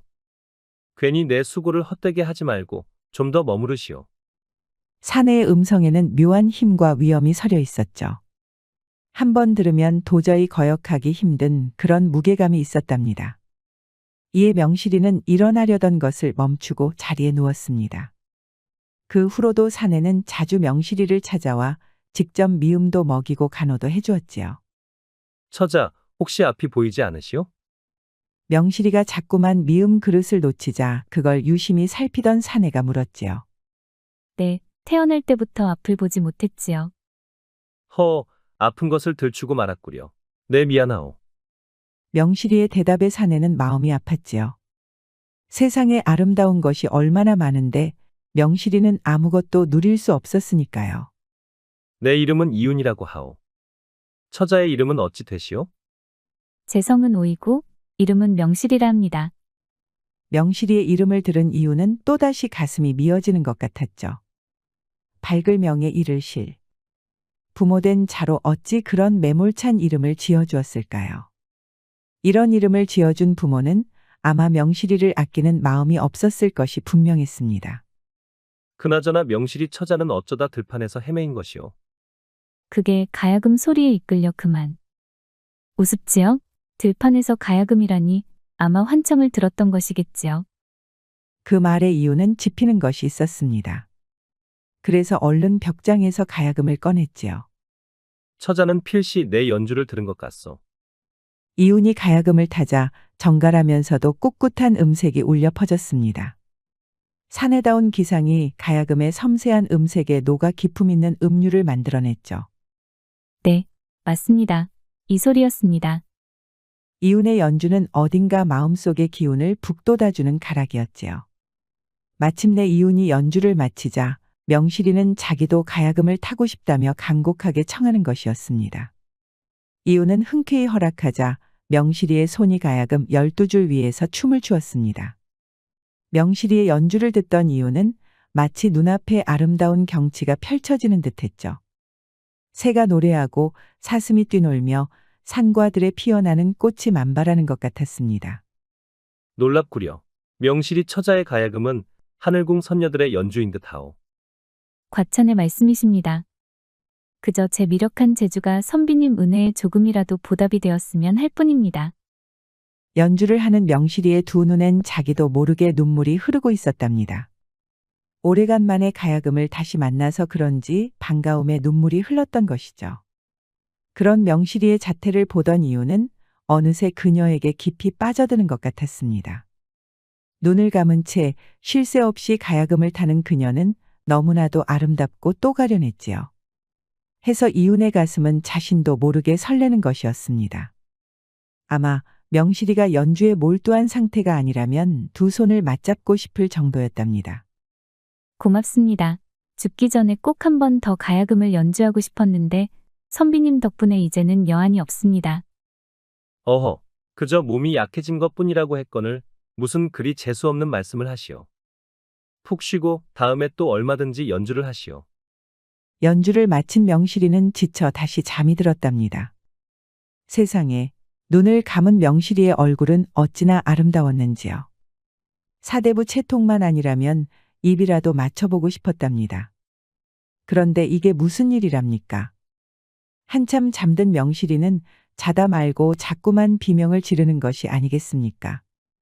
도대체 무슨 악몽을 꾸는지는 모르겠지만 온몸을 비틀며 울먹이는 것이었죠.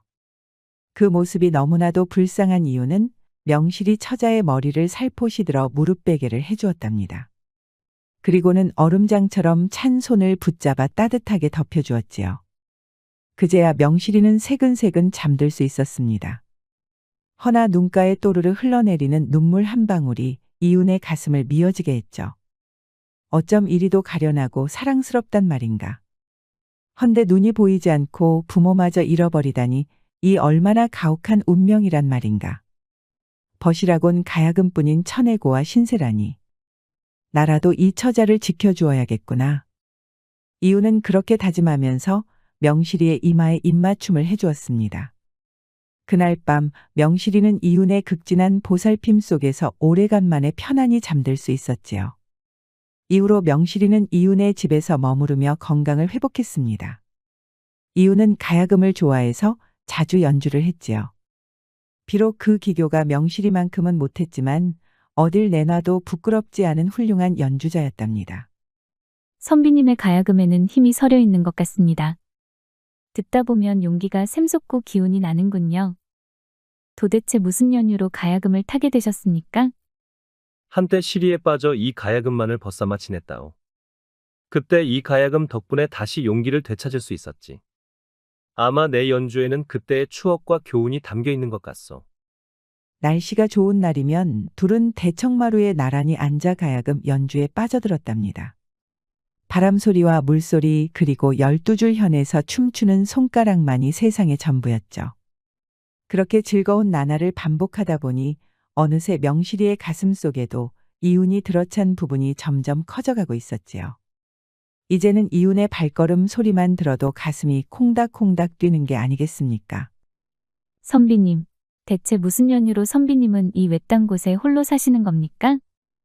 선비님처럼 학식이 높고 악률에도 출중한 분이라면 더 높은 뜻을 펼치실 수 있을 텐데요. 미안하오. 그건 내가 아직 대답할 때가 아닌 것 같소. 참으로 친절한 이윤이었지만 과거를 묻는 명실이의 질문만큼은 아무런 대답도 하지 못했답니다. 명실이도 그런 이윤의 아픔을 느껴서인지 더 묻지 않았지요.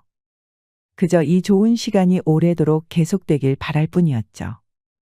허나 이윤이 자기 상처를 보듬어줬듯이 명실이도 이윤의 아픔을 어루만져주고 싶었답니다. 며칠 후 이윤의 집 앞이 소란스러워졌습니다. 집 앞에 웬 으리으리한 가마가 나타난 것이죠. 그러더니 가마에서 나이 지긋한 여인이 내리는데 아니 이게 무슨 일이랍니까? 나타난 여인은 왕의 어머니인 대왕대비 마마였답니다. 허나 이윤의 표정은 태연했지요. 궁궐에서 내치실 때가 엊그제 같은데 어인 일로 찾아오셨습니까? 왕자, 그대와 그대의 어미 숙현왕후를 내치게 만든 그 간악한 여자는 이미 사약을 마시고 죽었다네. 그러니 예전에 원하는 있고 당장 이 할미와 궁궐로 가시게.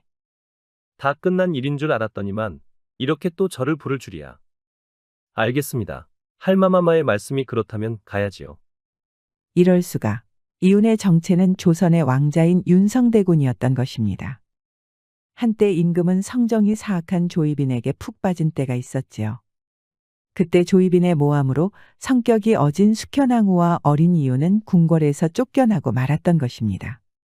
다행히 충신들의 노력으로 조이빈의 악행은 모조리 탄로가 나고 숙현왕후와 윤성대군도 복권되었지요.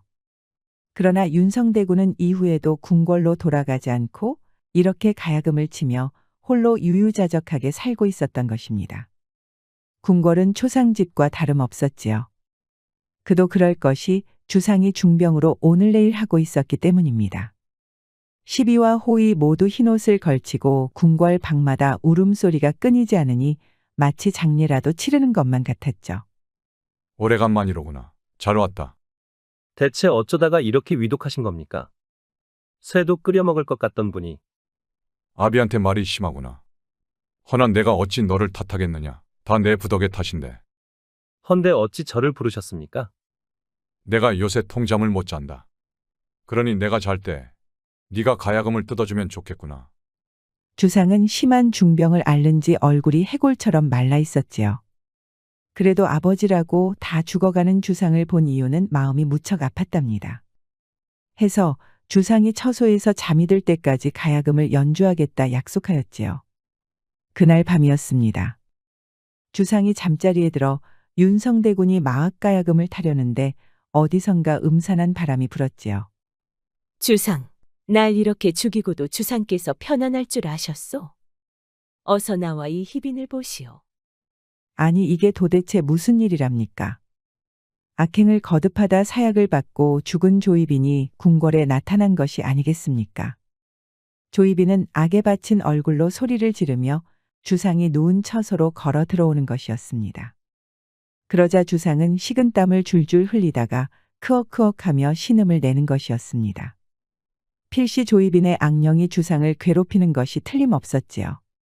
간악한 조이빈, 살아 생전에 우리 모자를 그리도 괴롭히더니 죽어서는 아바마마를 괴롭히는구나.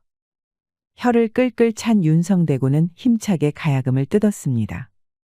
정갈하고 힘이 넘치는 가야금 소리가 울려 퍼지자 천하의 조이빈도 더는 가까이 오지 못했지요.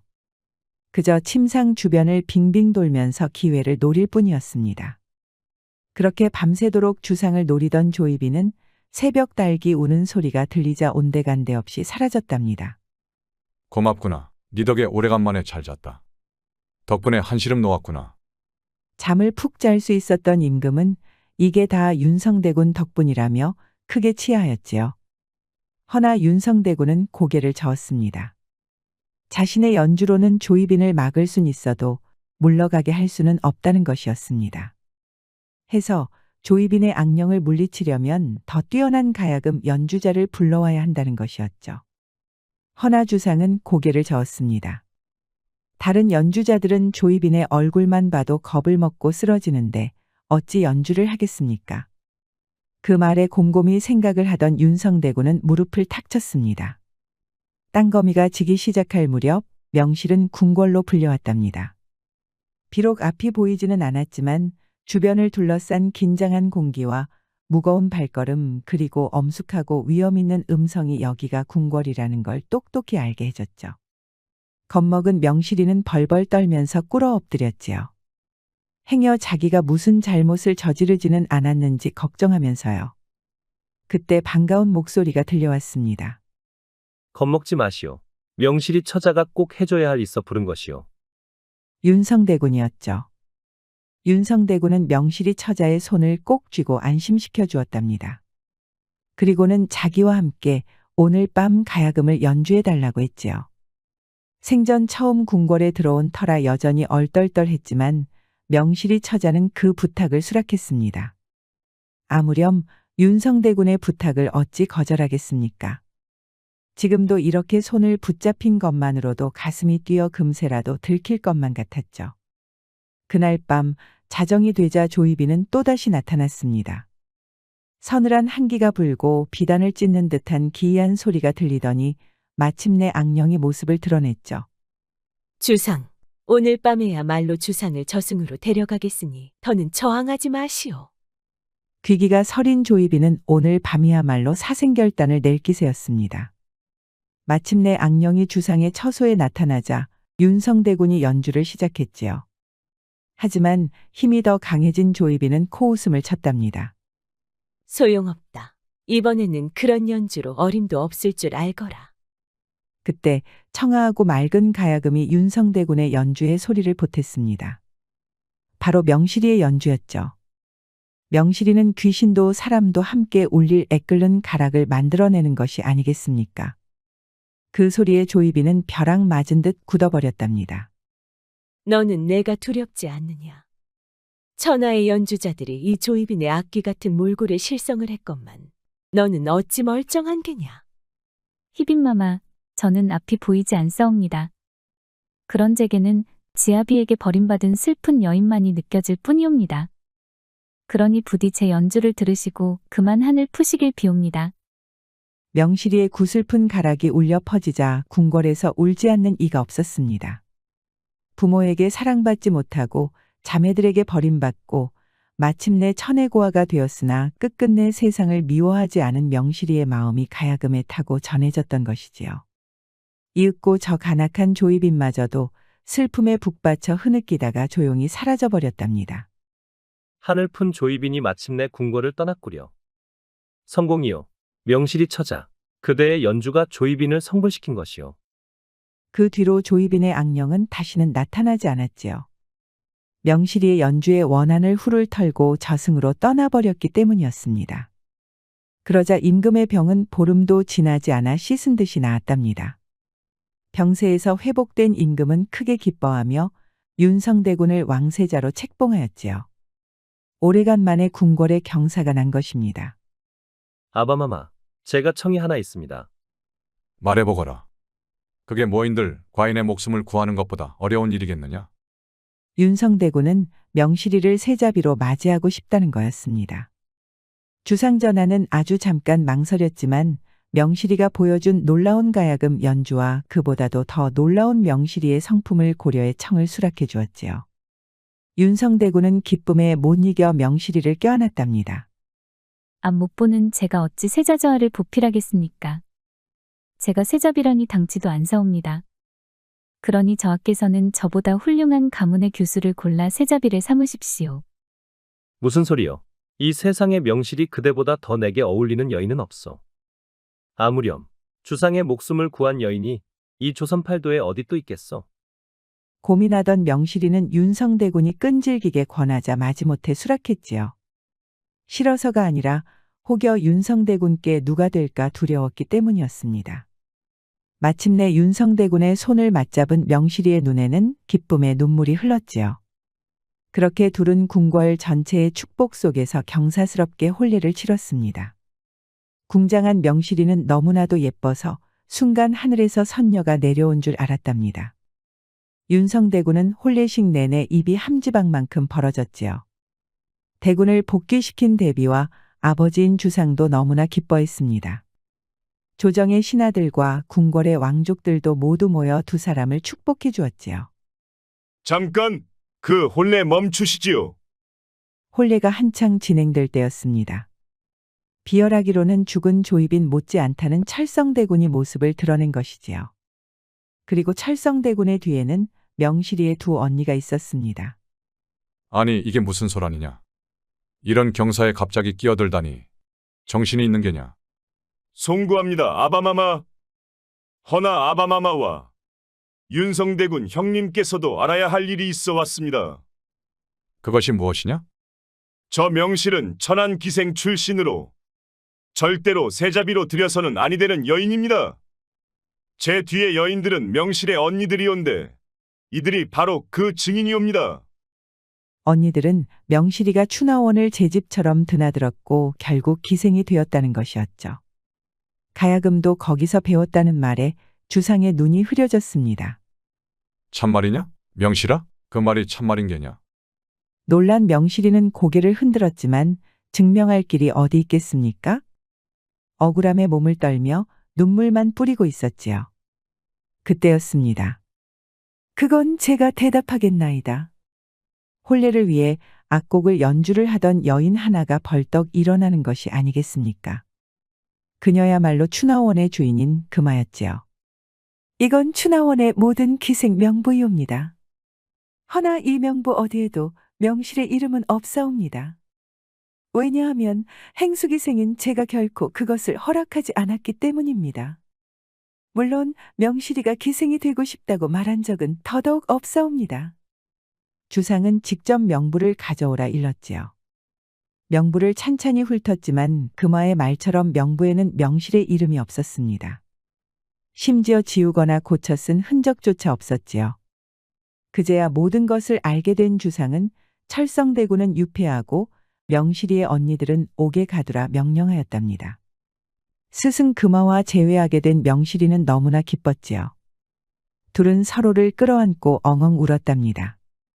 금화는 명실이가 가야금으로 주상을 구한 일을 칭찬하고 또 칭찬하는 것이었죠. 널 찾았을 때는 이미 내 자취가 천리밖에도 안 남아있더구나. 왜 그때 내게 도와달라고 하지 않았느냐. 차마 스승께 부담을 주고 싶지 않았던 명실이는 그제야 금화의 깊은 사랑을 알았지요. 어쩌면 부모님보다도 더 깊은 사랑이었습니다. 한편 언니들은 울고불고 난리가 났습니다. 명실이가 세자비가 되는 것을 시기에 벌인 일인데 일이 이렇게 되돌아올 줄 몰랐기 때문이었습니다. 그러면서 이건 다 철성대군이 시킨 일이라고 발뺌을 하는 것이었죠. 하지만 일이란 게 어디 말로만 끝낼 수 있는 것입니까? 분노한 주상전하는 당장 저것들을 끌어내라고 명령했답니다. 해서 언니들은 금부도사들에게 머리채를 잡혀 개처럼 끌려나갔지요. 이게 무슨 소란이냐. 이 좋은 날을 이리도 회방을 놓다니. 여봐라, 저 사특한 것들에게 큰 벌을 내리도록 하라. 그런데 이건 또 무슨 일이랍니까? 갑자기 명실이가 주상 앞에 꿇어 엎드리는 것이 아니겠습니까? 그러면서 미우나 고우나 몇 남지 않은 혈육들이니 한 번만 용서를 해달라고 빌고 또 비는 것이었습니다. 그 모습에 윤성대군의 마음도 미어지는 것 같았지요. 그리하여 윤성대군도 명실이 옆에 함께 무릎을 꿇었답니다. 왕세자와 세자비가 함께 부탁하니 주상도 마음을 돌렸지요. 그리하여 목숨을 빼앗으라는 명령은 거두고 저 먼 땅에 유배를 보내는 선으로 그쳤답니다. 그렇게 일단락이 되자 혼례가 다시 이어졌지요. 경사롭게 결혼식이 끝나자 신방에는 새 신랑과 새 신부만 남았답니다. 호롱불이 꺼지자 이제 아무것도 보이지 않았지요. 허나 치맛자락을 올리자 어둠 속에서도 하얗게 빛나는 종아리가 있었죠. 저고리를 던지니 사내다운 탄탄한 근육이 윤곽을 드러냈고요. 윤성대군은 가야금을 칠 때보다도 더 힘차게 명실이를 연주했답니다. 그렇게 두 사람은 서로를 더듬으며 더 깊게 더 뜨겁게 사랑을 했지요. 그 뒤로 윤성대군은 왕위에 올라 나라를 잘 다스렸다고 전해집니다. 백성의 삶을 잘 돌본 것은 물론 음악과 노래를 퍼뜨려 사람들의 마음을 행복할 수 있게 했다고 하니 성군이 틀림없는 것 같습니다. 세자비에서 황후가 된 명실이는 비록 앞을 보지는 못했지만 그 자애로움과 인내력으로 임금이 된 윤성을 잘 보필했지요. 두 사람은 아들, 딸 여럿 낳고 백년해로 했다고 하니 참으로 경사스런 일이 아닐 수 없습니다. 명실이는 수많은 고난 속에서도 다른 사람의 아픔을 동정하는 어진 마음을 잃지 않았습니다. 아마 그녀의 가야금이 그토록이나 아름다운 소리를 낼 수 있었던 것도 그런 그녀의 아름다운 품성 때문이 아닐까 싶습니다. 우리도 그녀의 이야기를 되새겨 어질고 따뜻한 품성을 지니도록 해야겠습니다. 우리 영상을 시청하신 모든 분들께 행복이 가득하길 기원하겠습니다. 구독과 좋아요, 알림 설정 부탁드려요. 이후에도 재미난 이야기가 많이 준비되어 있으니 다른 영상도 꼭 보러 와주세요.